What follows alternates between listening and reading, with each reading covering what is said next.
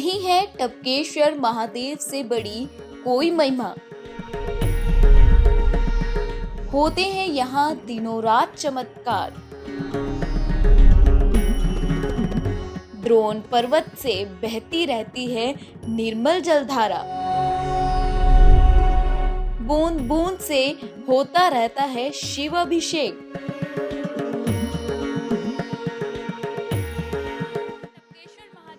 बहुत ही रहस्यमयी है, क्योंकि इस पर्वत से एक जलधारा बहती है जो पहले दुग्ध की धारा हुआ करती थी। ये दुग्ध की धारा थी जो हमेशा शिवलिंग का अभिषेक किया करती थी, जो आज कलयुग में जल में परिवर्तन इसका हो गया है और अब ये दुग्ध की धारा जलधारा बन गई। तो क्या है ये रहस्य?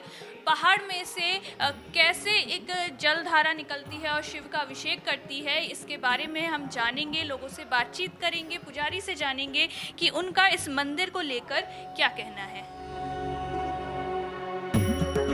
देहरादून के द्रोण पर्वत पर स्थित टपकेश्वर महादेव लोगों की आस्था है। शिव ही बाहर शिव ही अंदर, शिव की रचना सात समंदर। नमस्कार दोस्तों, मैं दीक्षा आज आपको लेकर आई हूँ दर्शन करवाने टपकेश्वर महादेव की। देहरादून में स्थित है ये मंदिर और बहुत ही प्राचीन, बहुत ही रहस्यमयी और बहुत ही चमत्कारी है। चलिए आपको दर्शन करवाते हैं, अंदर ले जाते हैं, गर्भगृह के दर्शन करवाएंगे, पूरी रिपोर्ट दिखाएंगे, क्या महिमा है, क्या है, सारा कुछ। चलिए अंदर चलते हैं। ये देखिए, ये जो रास्ता आप देख रहे हैं ये टपकेश्वर महादेव की ओर जा रहा है और यहाँ से हम सीधे एक गुफा हमें मिलेगी जहाँ टपकेश्वर महादेव जी विराजमान हैं, वहाँ के हम आपको दर्शन करवाएंगे। ये रास्ता जो है ये सीढ़ियों से होता हुआ, ये कई सारी सीढ़ियाँ हैं, कई संख्याओं में ये सीढ़ियाँ हैं जो कि पूरा महादेव की ओर हमें लेके जा रही है। पहाड़ी से निरंतर जलधारा का बहना ही इस मंदिर का सबसे बड़ा रहस्य है।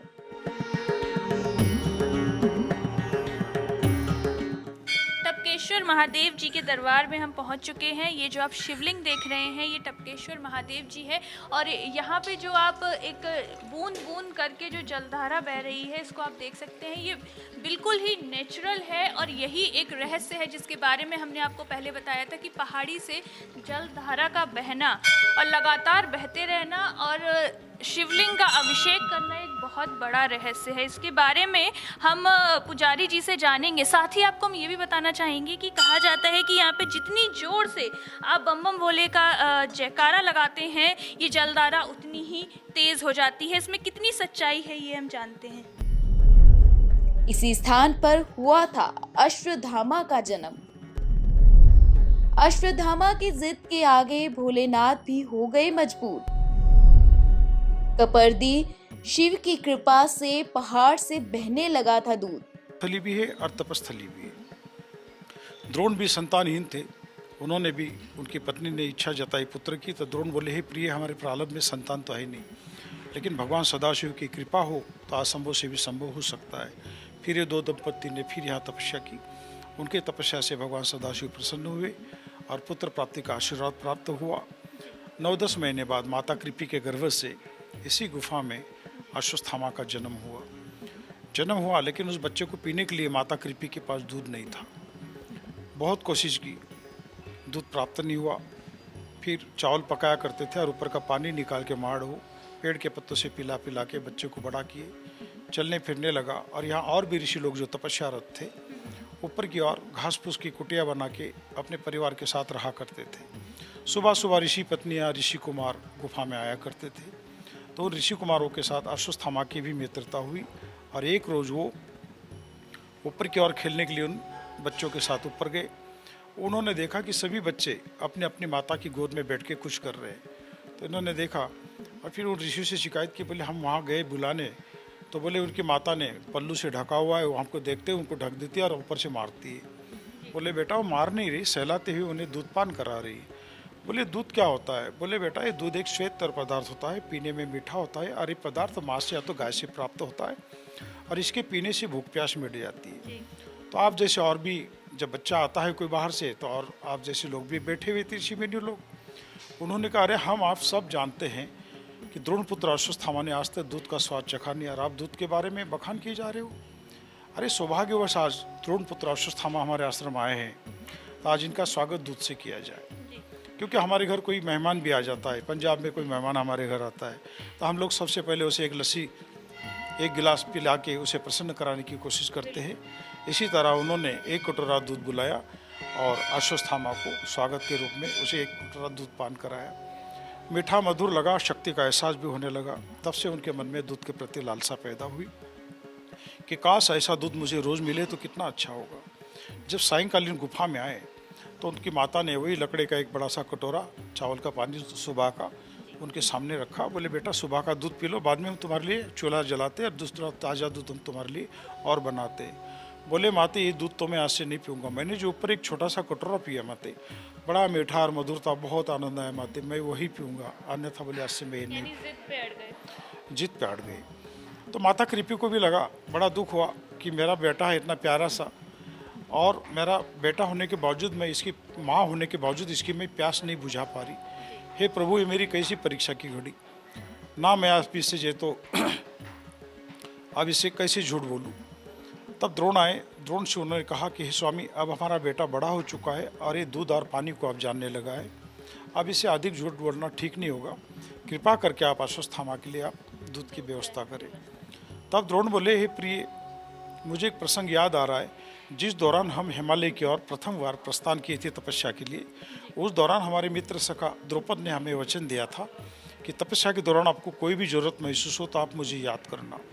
प्रिय, हमने जैसे तैसे समय व्यापन कर लिया, हमने आज तक उससे कुछ मांगा नहीं, लेकिन आज हकीकत में मुझे अश्वत्थामा के लिए गाय की जरूरत महसूस हो रही है। और मुझे सुनने में भी आया है कि हमारा मित्र सखा अब राजा बन चुका है, तो मैं इसी बहाने जाता हूँ, उनको राजा अभिषेक के उपलक्ष्य में बधाई भी दे देता हूँ, मिल भी आता हूँ और एक गाय भी ले आता हूँ।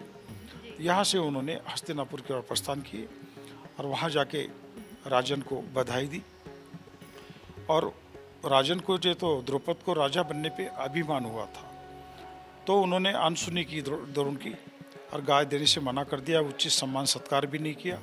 और द्रोण निराश होकर इस गुफा में आए। गुफा में आते ही आकाशवाणी हुई कि हे द्रोण, निराश ना हो, अश्वत्थामा भगवान शंकर का दिया हुआ प्रसाद है, उसकी रक्षा स्वतः शंकर भगवान करेंगे। अश्वत्थामा से कहे कि वो भगवान शिव की तपस्या करे, कर्म किए अगर कोई भी फल की प्राप्ति होती नहीं है, इसलिए कर्म करना आवश्यक है। तब अश्वत्थामा ने एक पांव के बल पे खड़े होकर यहाँ 6 मास तपस्या की। हे भगवान, जब तक आपके दर्शन नहीं होंगे तब तक मैं यहाँ से हटूंगा नहीं, और जब तक मुझे दूध प्राप्त नहीं होगा तब तक एक पांव धरती पे रखूंगा नहीं।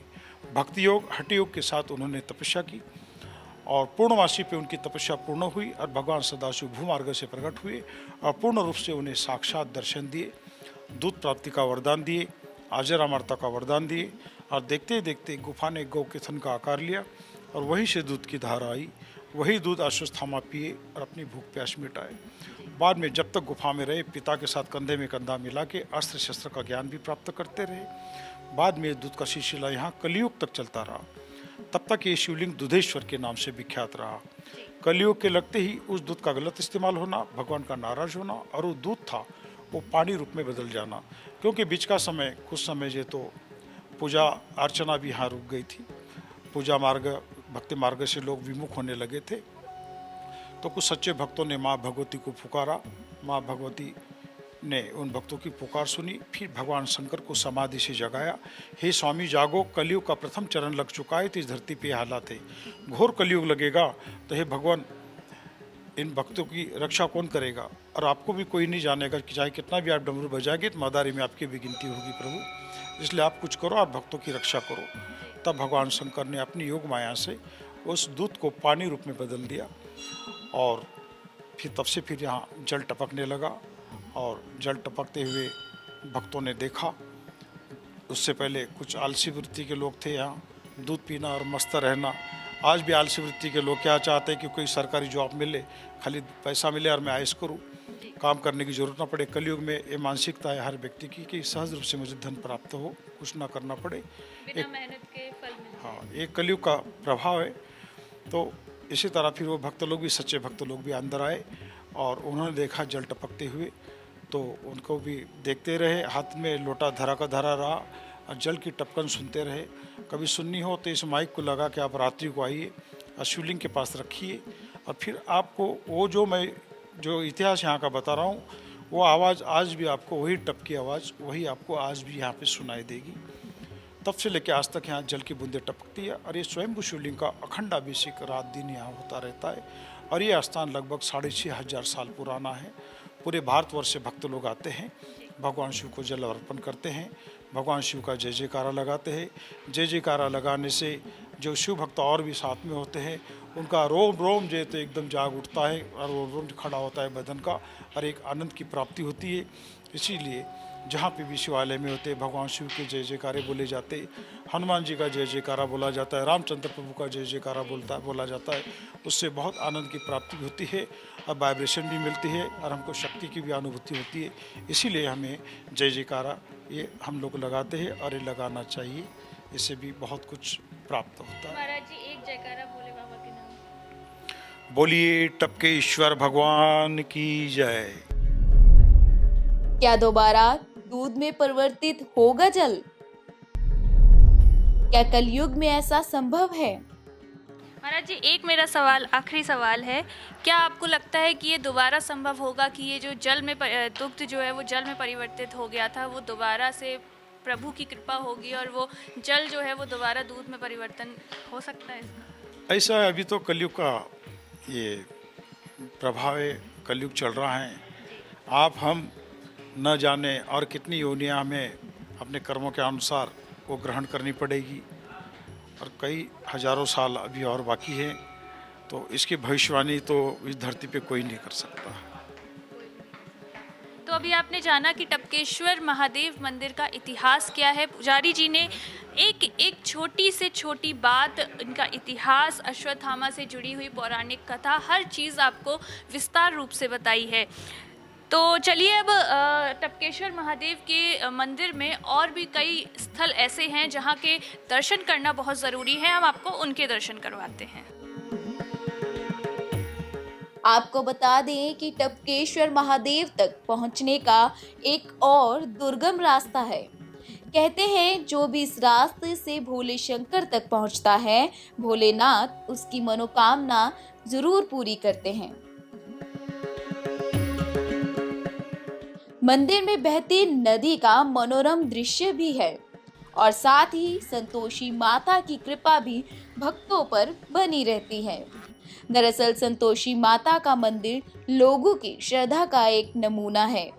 शिव शंभू के दर्शन करने के बाद जो भी संतोषी माता के द्वार पहुंचता है, उसके मन को शांति जरूर मिलती है। हर हर महादेव, हर हर महादेव।